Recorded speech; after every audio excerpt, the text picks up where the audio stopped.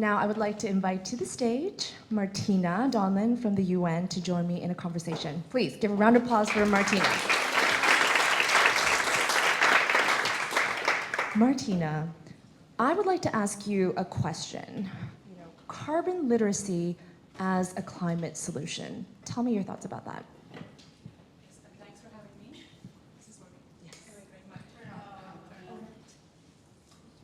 Now it's on. Now it's on. Okay, great. Yeah, thank you. It's great to escape from the UN just for a little bit. By the way, we have a lot going on up there, but it's great to be here. And carbon literacy, yes, thank you so much for organizing this whole event, because it's so key. I mean, the knowledge and understanding of what carbon emissions are, what causes them, what effects they have, it's the key, and it's the starting point for any action, right? Without knowledge, there will be no action, because if you don't know that climate change is caused by humans, why would you think we can do anything about it? Mm-hmm. If you don't know that 90% of the carbon pollution that blankets the earth is caused by the burning of coal, oil, and gas, mm-hmm. why would you do anything about it? Mm-hmm. And if you don't know that, like, one of the most impactful things you can do at home, for instance, is to switch to wind and solar energy, why would you do it? Mm-hmm. So it all starts with knowledge and literacy, and so this initiative is really appreciated. And I know Act Now, the campaign that you work on, also does a lot around carbon literacy and general literacy as well. So can you tell us about Act Now, which is one of the programs that you work on?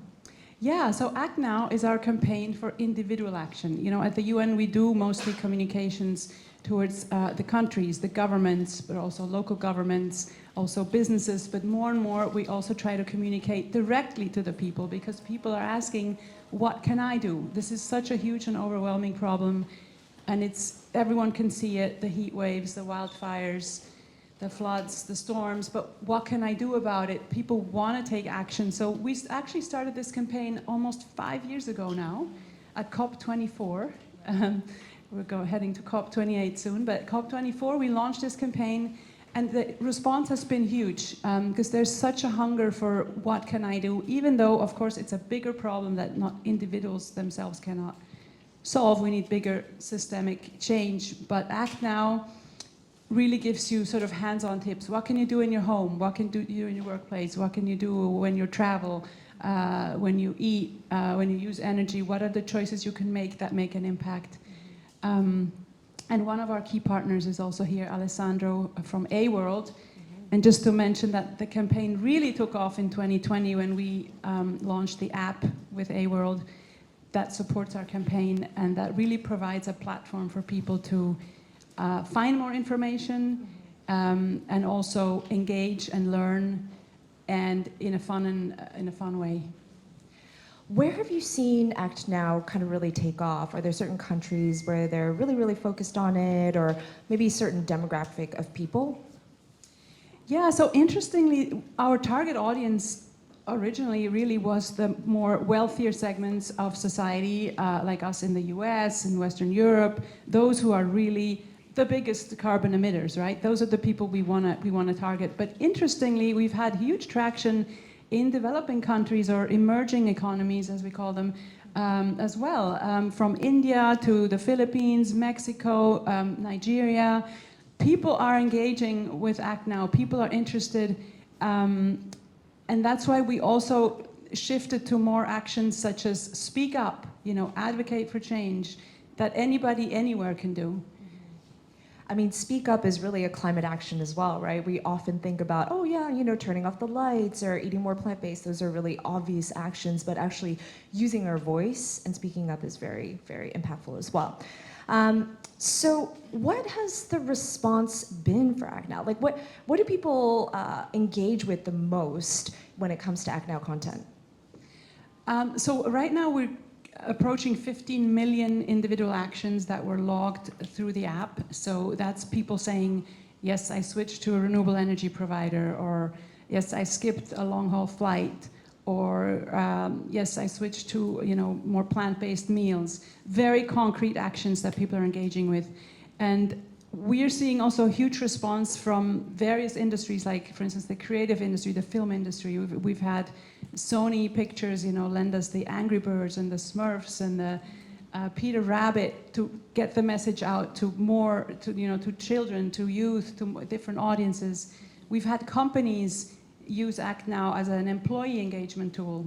So companies who are committed to sustainability and want their employees, to also do what they can.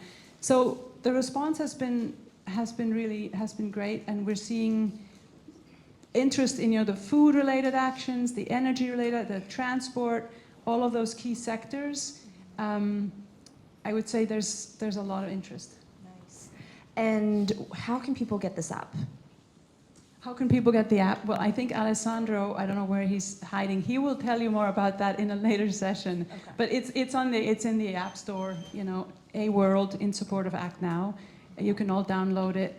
And it really is a great carbon literacy tool because it has very engaging educational content, and at the same time also lets you, inspires action because it shows you the impact you're making. It shows you how much carbon you're saving.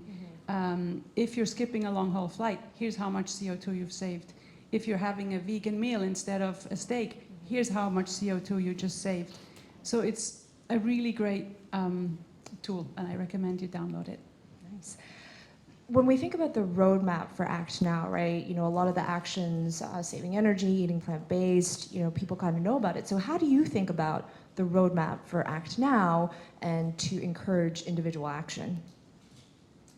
The roadmap, so where we go from here, first of all, we want to be more visible. So we have this whole new branding, which is beautiful, and we have more detailed posters on individual actions you can take, which we're working on getting up on billboards across the city, but not only here, around the world. We have partners in Ghana, Brazil, Malaysia, Morocco that are putting this on trains, on bus stops, on digital billboards. We want to be visible. We want to be in your face.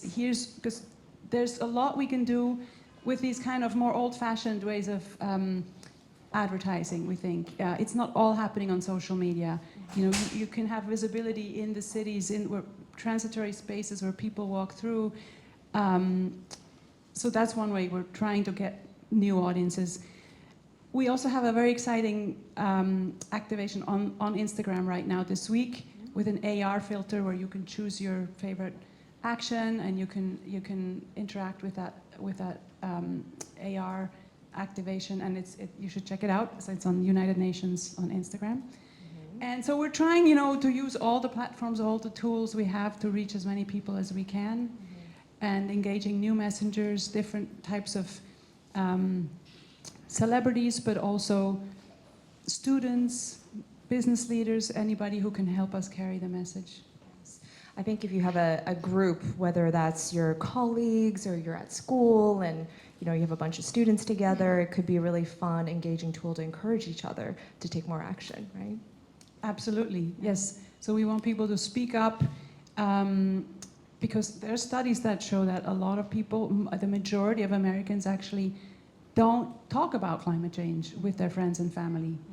I found that really interesting. This is a study by Yale and George Mason University that's found that a majority of people care about climate change. A majority know what it is and what the causes are, but a huge majority don't talk about it. And we need to talk about it more.